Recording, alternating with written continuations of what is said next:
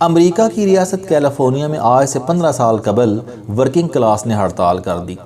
یہ لوگ مختلف شہروں میں ریلیاں نکال رہے تھے۔ یہ مطالبہ کر رہے تھے کہ کیلیفورنیا میں کم سے کم تنخواہ $8 فی گھنٹہ ہونی چاہیے۔ کیلیفورنیا میں اس وقت کم سے کم معاوضہ $7 فی گھنٹہ تھا۔ ورکنگ کلاس کا خیال تھا کہ اس معاوضے میں گھر چلانا ممکن نہیں، چنانچہ معاوضے میں فی گھنٹہ $1 اضافہ کیا جائے۔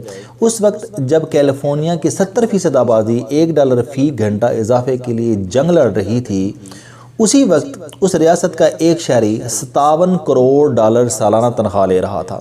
یہ $5.25 کروڑ ماہانہ بنتے ہیں، اور ہم اگر انہیں روپوں میں تبدیل کریں تو یہ $5.25 ارب ماہانہ بن جائیں گے۔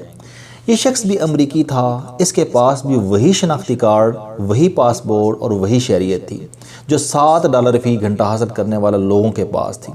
یہ بھی وہی زبان بولتا تھا، وہی کھانا کھاتا تھا، یہ بھی انہی سکولوں اور کالجوں میں پڑھتا تھا، اور یہ بھی اسی فضا میں سانس لیتا تھا جس میں $1 فی گھنٹہ اضافے کے لیے احتجاج کرنے والے امریکی مزدور لیتے تھے۔ یہ بھی ان لوگوں کی طرح 10، 20، 30 سال قبل ایک عام امریکی شہری تھا، اور یہ بھی انہی کی طرح سڑکوں پر مارا پھرتا تھا، مگر پھر یہ سسٹم کو سمجھ گیا۔ یہ دنیا کی سب سے بڑی حقیقت جان گیا کہ دنیا آپ کی شخصیت، آپ کی کوالیفیکیشن، آپ کی ضرورت اور آپ کی مظلومیت کا معاوضہ نہیں دیتی۔ یہ آپ کی کارکردگی، آپ کی آؤٹ پٹ اور آپ کی پرفارمنس کو معاوضہ دیتی ہے۔ آپ اگر کسی شخص، ادارے، کارپوریشن یا پھر فرم کو ماہانہ 10 لاکھ کما کر دے رہے ہیں تو یہ آنکھیں بند کر کے آپ کو $1 لاکھ ماہانہ دے دے گی، لیکن آپ اگر $1 لاکھ کما رہے ہیں اور اس کام پر کمپنی کے $1.5 لاکھ خرچ ہو رہے ہیں تو یہ آپ کو 10,000 بھی نہیں دے گی۔ وہ جان گیا آپ اگر مزدور ہیں تو آپ کے شب و روز کبھی روشن نہیں ہوں گے، آپ کے کمرے کا روشن دان کبھی نہیں کھلے گا۔ آپ خواہ امریکہ کی ساری سڑکیں بند کر دیں، آپ روز کام چھوڑ کر ہڑتال کریں، یا آپ خواہ خود سوزی کر لیں، دنیا آپ کی طرف نظر تک اٹھا کر نہیں دیکھی دی۔ چنانچہ اس نے مزدور سے مالک بننے کا فیصلہ کر لیا۔ اس نے نوکری لینے والوں کی قطار سے نکل کر نوکری دینے والوں کی لانوں میں جانے کا عزم کر لیا۔ یہ نیچے کے بجائے اوپر والا ہاتھ بن گیا، اور یوں یہ صرف 20 برسوں میں امریکہ میں سب سے زیادہ معاوضہ لینے والا ملازم ہو گیا۔ اس نے یہ سب کچھ کیسے کیا، یہ بھی ایک دلچسپ داستان تھی۔ یہ امیر ہونے کے فیصلے کے بعد سب سے پہلے بزنس اسکول گیا اور بزنس کلاسز لینا شروع کر دیں۔ یہ دن بھر میکڈونلڈ میں کام کرتا تھا اور شام کو بزنس کلاسز لیتا تھا۔ یہ 2 سال اسی طرح پڑھتا رہا۔ میکڈونلڈ سے مفت ملنے والے 2 برگر، 1 کوکا کولا اور 1 کافی اس کی خوراک تھی۔ یہ سائیکل پر بزنس اسکول جاتا تھا، ایک چھوٹے سے پرائیویٹ ہاسٹل کے گندے سے کمرے میں رہتا تھا، لائبریری سے کتابیں لے کر پڑھتا تھا اور سال میں 2 بار کپڑے خریدتا تھا۔ 2 سال بعد اسے بزنس کی ڈگری ملی تو یہ امریکہ کی درمیانے درجے کی ایک فرم میں ملازم ہو گیا۔ اس نے اس کے ساتھ 5 سال کا معاہدہ کر لیا۔ یہ ایک خطرناک معاہدہ تھا۔ اس کے دوستوں نے اسے اس معاہدے سے باز رکھنے کی کوشش کی۔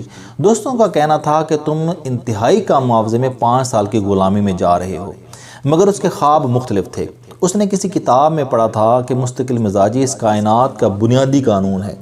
اس کائنات کی ہر چیز، ہر فعل مستقل مزاج ہے، اور آپ اگر مستقل مزاجی کے ٹریک میں آ جاتے ہیں تو کائنات کی ساری طاقتیں آپ کے ساتھ شامل ہو جاتی ہیں۔ کائنات کی یہ فورسز آپ کو منزل کی طرف لے جاتی ہیں۔ یہ کائنات غیر مستقل مزاج لوگوں سے نفرت کرتی ہے، یہ ان سے انتقام بھی لیتی ہے، چنانچہ آپ کبھی غیر مستقل مزاج لوگوں کو کامیاب نہیں دیکھیں گے۔ اس نے کسی جگہ پڑھا کہ مستقل مزاجی کا ہر زینہ 5 سال کا ہوتا ہے۔ کائنات آپ کو اس وقت تک مستقل مزاج نہیں مانتی جب تک آپ اپنی پروفیشنل لائف کو 5 سال کے حصوں میں تقسیم نہیں کرتے۔ آپ جو بھی کام کریں، آپ اسے 5 سال کے کیلنڈر میں تقسیم کر لیں۔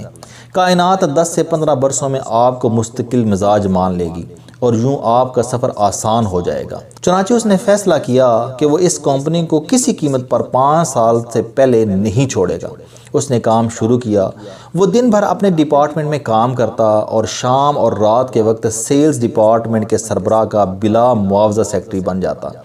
یہ ڈیوٹی آورز کے بعد اس کا بیگ اٹھا لیتا، اس کی میٹنگز طے کرتا، اس کے مہمانوں کا استقبال کرتا، اس کی گاڑی ڈرائیو کرتا، اس کے اگلے دن کا شیڈیول طے کرتا، اور رات گئے اسے اس کے گھر چھوڑ کر آتا۔ یہ 4-5 گھنٹے کی نیند کے بعد دوبارہ آفس پہنچ جاتا۔ یہ 2 سال سیل ہیڈ کا فری اسسٹنٹ بنا رہا۔ اس نے ان 2 برسوں میں سیلز ڈپارٹمنٹ کے سربراہ کا دل مو لیا۔ چنانچہ اس نے اسے پروڈکشن ڈپارٹمنٹ سے اپنے شعبے میں شفٹ کر لیا۔ وہ سیلز ڈپارٹمنٹ میں سارا دن باس کے اسسٹنٹ کے طور پر کام کرتا تھا اور رات کے وقت وہ سیلز کی نئی ٹیکنیک سیکھتا تھا۔ وہ اچھے سیلز مین کے پاس بیٹھ کر سیلز کمیونیکیشن سیکھتا تھا۔ وہ پرانے سیلز مین سے خریداروں کی نفسیات سمجھتا تھا اور وہ سیلز کی کلاسز لیتا تھا۔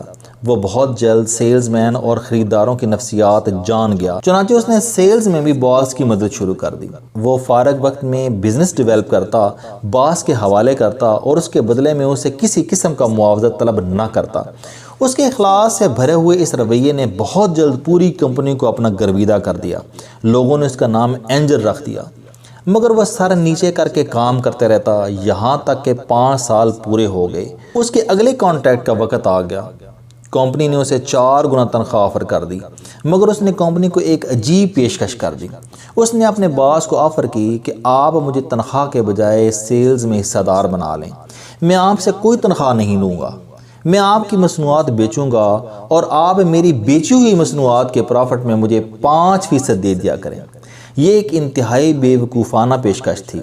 آپ خود سوچئے، آپ کسی شخص کو $20,000 ماہانہ کی پیشکش کر رہے ہوں، مگر وہ آپ سے چند ہزار یا چند لاکھ کی سیلز پر 5% ڈیمانڈ کر رہا ہو، تو آپ کو وہ شخص بیوقوف نہیں لگے گا؟ کمپنی نے بھی اسے اس وقت بیوقوف سمجھا، اس کی شرط قبول کر لی اور اس کے ساتھ 5 سال کا معاہدہ کر لیا۔ مگر 2 مہینے بعد کمپنی پریشان ہو گئی، کیونکہ اس نے سیل میں حیران کن اضافہ کر دیا۔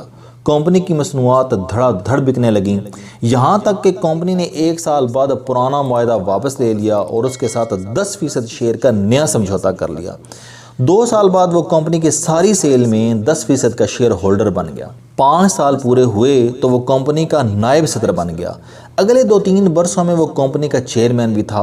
وہ سیل میں بھی 20% کا حصہ دار تھا اور وہ امریکہ میں سب سے زیادہ معاوضہ لینے والا ملازم بھی تھا۔ یہ شخص مزدوروں کے ہر احتجاج پر ہنستا تھا اور اپنے جونیئر سے کہتا تھا کہ یہ مزدور اس لیے مزدور ہیں کہ انہوں نے خود کو مزدور مان لیا ہے۔ آپ ان کے معاوضے میں 2 گنا اضافہ بھی کر دیں تو بھی ان کے مسائل میں کمی نہیں آئے گی۔ اس کی بات 100% درست تھی۔